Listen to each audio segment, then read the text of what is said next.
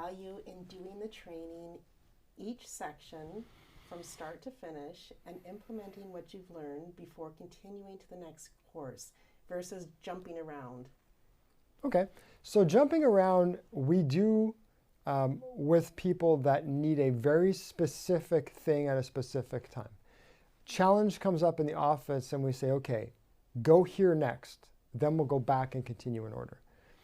If you're just picking and just like, it's just, you're just, like it's like a Chinese buffet, a little bit of this, a little bit of that, then that's fine. But the problem is what you're going to end up with is you're missing the momentum that could be built. If you don't first create the foundation of mindset and culture and build the core of the team, then you're building on a weak foundation. If you think we're going to just jump straight into this, but your team is not gelling, I just want systems. Okay, great. But if your team isn't gelling, you're not going to follow the systems, right? This is a whole other question, right? What if my people don't do? But this is a previous question. It sounds familiar, so I think we probably answered it somewhere else. So if we don't build on the right foundation and then go and implement each piece of each course, each module, then you're going to end up missing parts. So I can tell you that as a whole, our top performing offices have been through the entire program at least twice, and not skipping and skimming literally every single touch point at least twice. Why? Because there are always things. It's something that I learned a long time ago. It's just not rocket science, but you can learn something from anyone. Any conversation you have with anyone, even if it's, I just don't really want to talk to that person anymore, you're going to learn something, okay? And usually it might just be a small thing. It might be something that the person said that got you to think about something that led to something else. This happens to us all the time, right? I like to talk about our ideas and our team meetings and our huddles, which we have huddles, by the way, surprise, surprise, right? Exactly what we teach. But great ideas come out of that because you might ask a question that maybe is, it doesn't seem on the surface to be, to have gone anywhere, but it causes another question to come up or a thought to come up that then leads in this direction. It's like, oh, wow, why didn't we think of this? This is great. Let's do this, right? So having that, that ability to pull from all the different areas is extremely important. So this is why if you sit down as a team and you go through each piece and you talk it out, you're going to get the best implementation result versus just a little bit of this, a little bit of that. And then you get questions like, well, what about this? What about that? But it's right there. Like you skipped it or you didn't.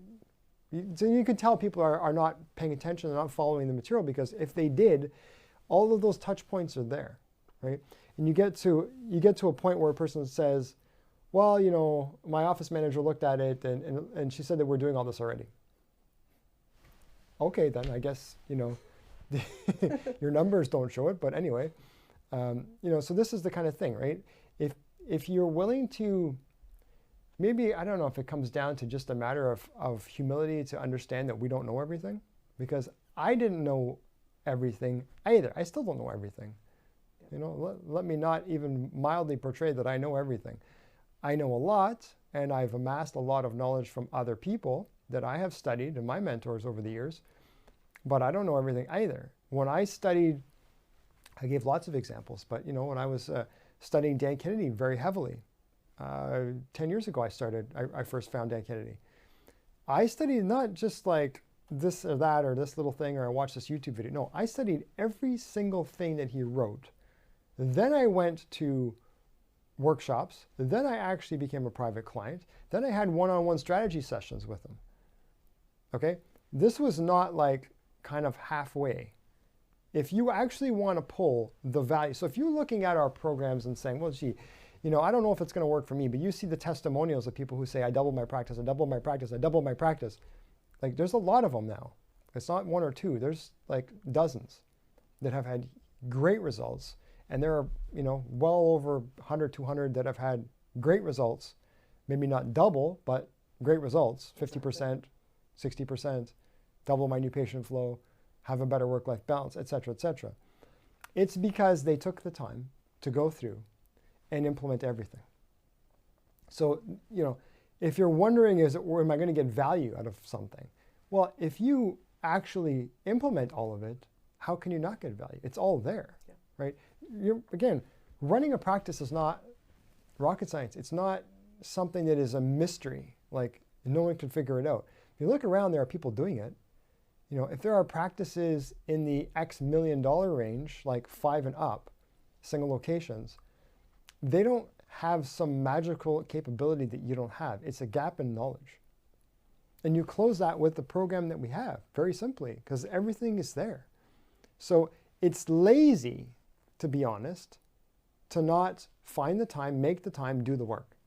It's lazy. Let me just call it what it is. It's lazy. Yep. Okay. I try to be nice to people when they ask me, we don't have time, we don't have time, we don't have time. Then you don't have time to be successful. You have time to be where you are.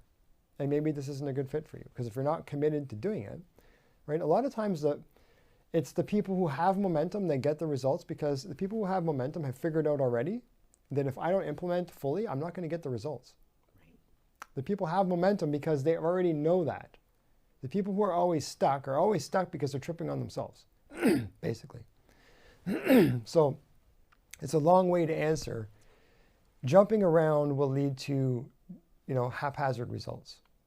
Whereas following our process, working, by the way, it's another touch point I should mention, is working with us more closely. If you go off in the weeds for 3 months and you don't communicate with us, and then you have challenges that we could have headed off pretty well immediately, which usually we can, then why? Why not engage? Why not have regular discussions? Why not have, if you run into a challenge, ask the question, right? There's no reason why you would do that, except, see, dentists get used to, and entrepreneurs in general, so I won't just pick on dentists here, but business owners in general tend to get siloed, right? They tend to be isolated. And then in isolation, running my own business with my own people and my own surroundings, they think that their problems are unique to them.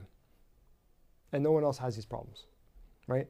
But that's just not how it is, right? This is Dan Kennedy's, famous, "My business is different." Well, it's not, right? And he's got a long speech that he's done about this. Your business is not different. It's the same as every business. You just think it's different.